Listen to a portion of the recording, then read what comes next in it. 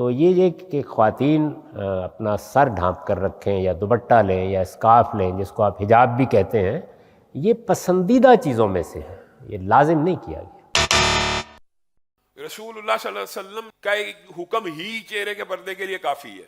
انصار کی عورتوں کے بارے میں جب مغیرہ بن شعبہ کو کہا تھا کہ جس سے شادی کرنا چاہتے ہو اس کو دیکھ لو، اس کو ایک مرتبہ دیکھ لو۔ اب آپ بتائیے رسول اللہ صلی اللہ علیہ وسلم نے کیا چیز دیکھنے کا حکم دیا؟ چہرہ تو آپ کے نزدیک پہلے سے ننگا ہے، تو کیا عورت کو برہنہ دیکھنے کا حکم دیا؟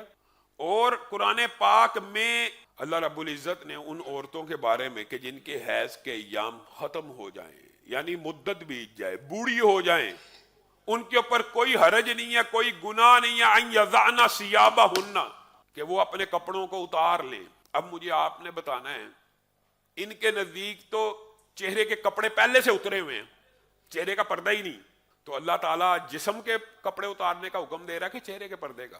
اور پھر اللہ تعالیٰ نے بھی شرم و حیا کے اسلوب کو اور مسئلے کو بیان کرنے میں کوئی کسر نہیں چھوڑی ہے۔ کج فہمی اور کم عقلی ہی ہو سکتی ہے۔